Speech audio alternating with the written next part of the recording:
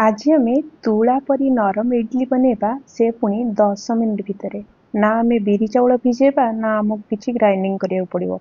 बहुत जल्दी सकाळ जलखिया पाई एमिति गोटे हेल्दी टेस्टी आ बहुत सॉफ्ट इडली आज आम करवा।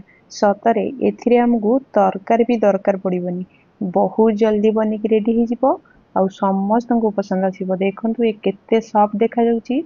टिके चटनी सहित ये बहुत जमी जाए। नमस्कार, टेस्ट भूतकाल आपण समस्त को अनेक अनेक स्वागत। आज ए सुजीर इडली बनैया बहुत कम समय आम आपको बनैबा। से गोटे पैन नहीं किसी तेल दे दूची, 2 टेबल स्पून तेल दे दूची। एथिरे मु टिके चिना बादाम को एटा पूरा बिल ऑप्शनल, आपण चाहिए यूज करेंगे नहीं तो स्किप करेंगे। टिके भाजी नौची। एबे भाजी ही गलानी हमर चिना बादाम आपको बाहर कर नौची। एबे तेल रे टिके बिरी डाली दूची। एबे टिके मु सेथिरे हमर चना डाली दे दूची। टिके गोटे टेबल स्पून सोरिष एठी मु दूची। आ टिके डाइजेशन पई एथि मु हिंग रा यूज करूची। आ टिके काटिक रखिथिबा भुर्संग पत्र देकी आकु गोटे मिनिट पई टिके भला भाबरे फ्राई करनबा।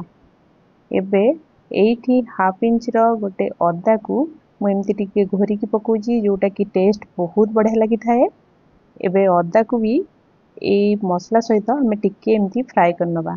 भला भाबरे फ्राई हो गला परे एबे एथिरे मु गोटे बाउल सुजी आपनको जेतिक दरकार से अनुसार नेबे। मु एठी गोटे बाउल सुजी दे दूची। आ सुजी की एबे भला भाबरे टिके फ्राई करनबा, जेमिति तार कंचापन पळेइबो आ कलर बहुत भला भाबरे चेंज होला पर्यंत को टिके भला भाबरे फ्राई करबा। एबे सुजी हमर हेई गलानी। एबे ताकू गोटे बाउल को बाहर करनबा। एबे देखंतु मु गोटे बाउल को बाहर करनोची। आकु टिके भला भाबरे ठंडा हवा पर्यंत आमे ताकू छाडी दबा। एबे हमर सुजी पूरा ठंडा हे गलानी। एमिति पूरा ठंडा हेले ही यूज करिवे, नहले हमर या ऊपर पकेबा जदि दही से इमीडिएट छिंडी जिवो। तो ठंडा हला परे एठी गोटे बाउल दही मु दे दूची।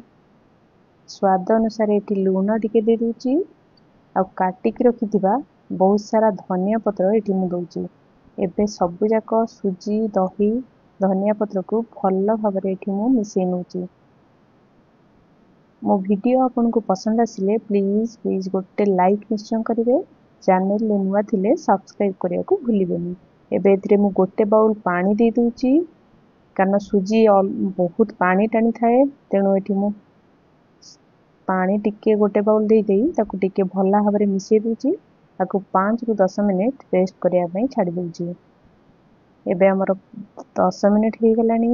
एबे देखंतु हमर सुजीर एथिरे हमें टिके इनो बा खाइबा सोडा टिके दे दबा, जोटा कि हमर इडली की सॉफ्ट करे थाए।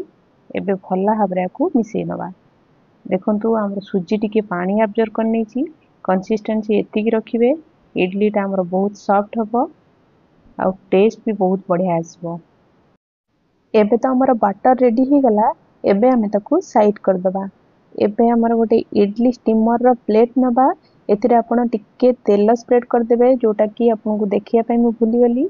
आउ भाजी की रखिथिबा एठी मु बादाम को एठी दे दूची, जोटा कि बढ़िया लगी थाए, पार्टी रे बाजी थाए और देखिबा कि बहुत सुंदर देखा जाय थाए।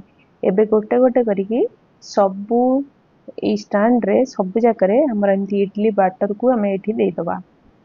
आपण चाहिले को सकाळ जलखिया रे, इवनिंग स्नैक्स रे, राती रो डिनर रे भी एमती इंस्टेंट इडली करिकी खाई परिबे।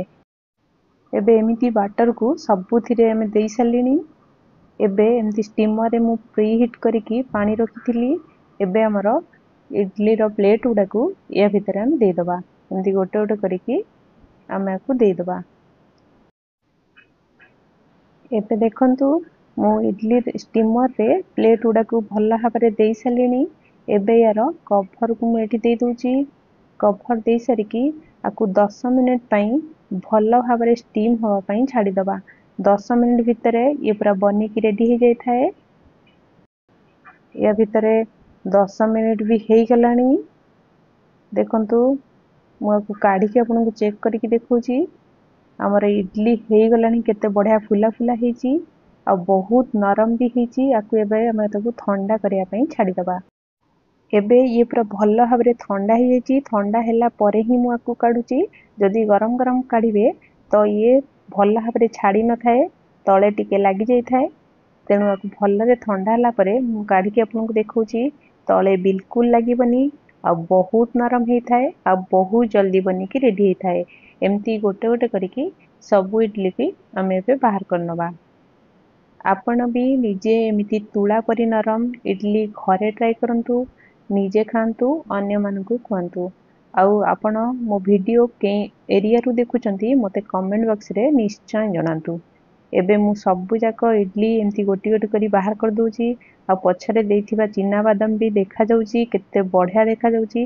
खाइला बेले पाटिरे बाजी थाए। ए टेस्ट भी बहुत बढ़िया लागि थाए। एमिति गरम गरम इडली इंस्टेंट बनेकी एमती ग्रीन चटनी बा नड़िया चटनी सहित सर्व करंतु। रहुची, नमस्कार, देखा हबो नेक्स्ट वीडियो रे।